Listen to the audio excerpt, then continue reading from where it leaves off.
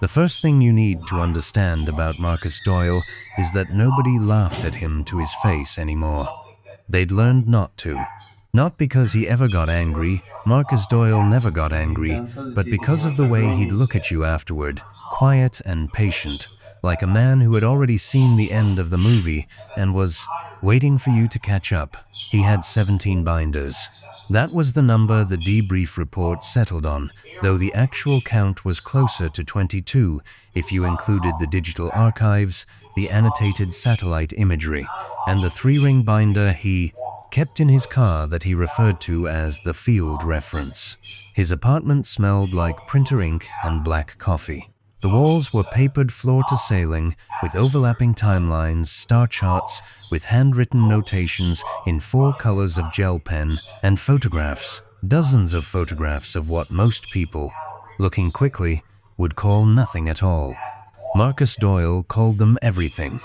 He had submitted his first formal report to the Congressional Defense Intelligence Committee in 2019.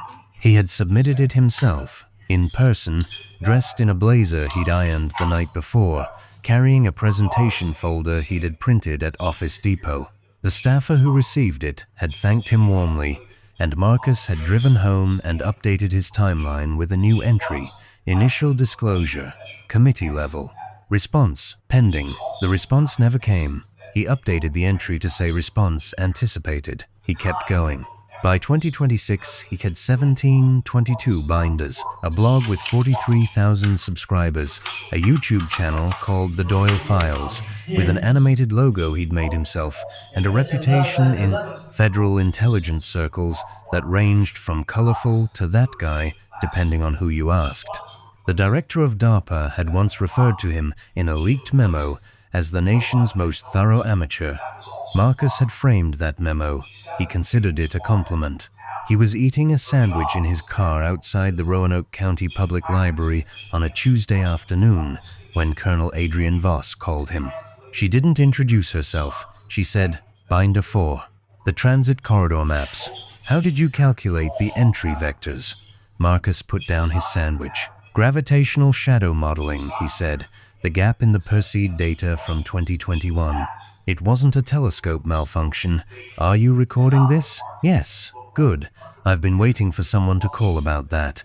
He was in a classified facility in Northern Virginia by Thursday morning. The sandwich was still in his car. The briefing room had the particular temperature of spaces where serious people had recently stopped being able to explain things.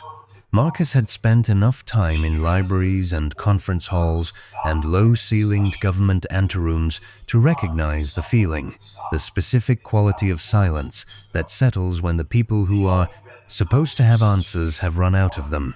He'd felt it before, from the outside. Now he was on the inside, and the sensation was not triumph. It was something quieter and more uncomfortable. Something like being right about a thing you'd hoped you were wrong about.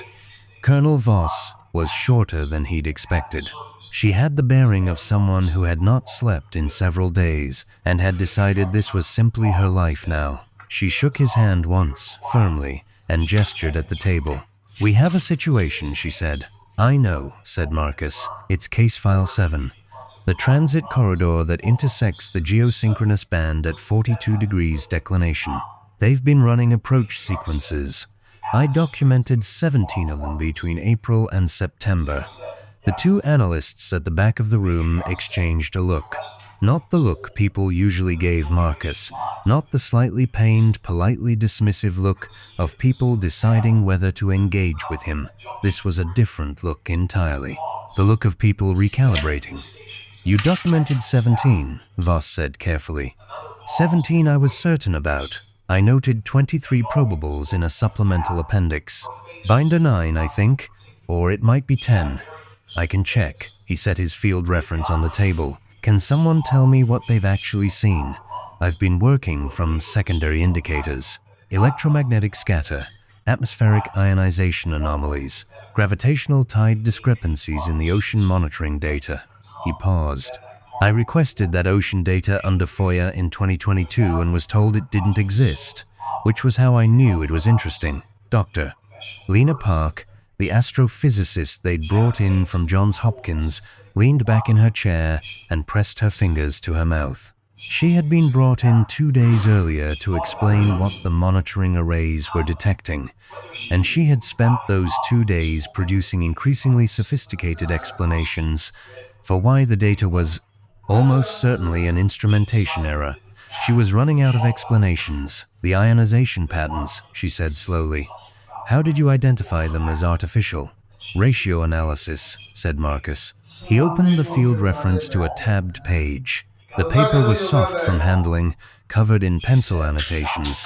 Natural ionization from solar activity has a decay curve that follows a predictable logarithmic model. These don't. They plateau, then step down in discrete intervals. It's not random. Something is managing the energy dissipation. He tapped the page. I think they're venting, like a ship bleeding off heat. Silence. I wrote that in 2023, Marcus added. Doctor. Park stood up, took the binder, and began reading. She read standing up, which Marcus recognized as significant. Sitting down meant skepticism. Standing up meant the body had already decided something before the brain caught up. What had actually happened? What the sealed briefing revealed in the next 40 minutes, punctuated by Marcus occasionally saying things like, "That matches my September notation," and, "Yes, I suspected the 17-hour cycle," was this. At 300 hours 4 days prior, the Deep Space Monitoring Array at Goldstone had detected an object of unknown origin on an approach trajectory that intersected Earth's geosynchronous orbital band. By 0600, NORAD had 2 more detection events. By noon, it was no longer a question of whether the object existed. It was a question of what it was doing. What it appeared to be doing was parking. Marcus spent the rest of the day in that room and did not eat anything except for a granola bar someone found in a desk drawer. He answered questions steadily and without drama, consulting the field reference with the same manner a mechanic consults a manual, not performing expertise, simply using it. At one point, a 3-star general walked in, looked at Marcus's annotated charts spread across the briefing table, and said, "Who the hell is this guy? He's the only person in this building who..." "Expected this," said Colonel Voss. She didn't say it admiringly. She said it the way you'd say something that bothered you, precisely because it was true. At 2200 hours, the object made contact. Not radio contact. Not anything that initially resembled communication. What the array at Goldstone received was a structured data packet embedded in a gravitational wave pulse, which should not have been possible, and which Dr. Park said was not possible, and which happened anyway. The packet was dense, compressed, and entirely uninterpretable by the 3 cryptographic teams that were pulled in within the hour. Marcus asked for a printout. He sat with it for 11 minutes while a room full of people with combined salaries exceeding $4 million per year watched him. He had a pencil behind his ear that he'd had there for so long it had become invisible. He took it out now and began annotating the margin. "It's a census form," he said. Colonel Voss said, "What?" or the equivalent. "They want to know how many of us there are." Population data, probably resource assessment. He circled a repeating structure in the packet. "This sequence appears in 3 of the anomalous signals I catalogued from the 2021 period. I assumed it was a calibration signal. I think I was wrong about that." He wrote something in the margin. "I was probably wrong about a few things, but the basic framework holds." "You're telling me," said the general slowly, "that you have a partial translation key for an alien language in a binder, in your car." "Binder 14, said Marcus. "It's on my kitchen table, actually. I can have it here by morning." He looked up. The pencil was still in his hand.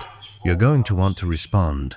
If I've read this correctly, the census packet is phase 1 of a 3-phase contact protocol. The response window is about 8 hours. If we don't answer, they'll assume we're unintelligent.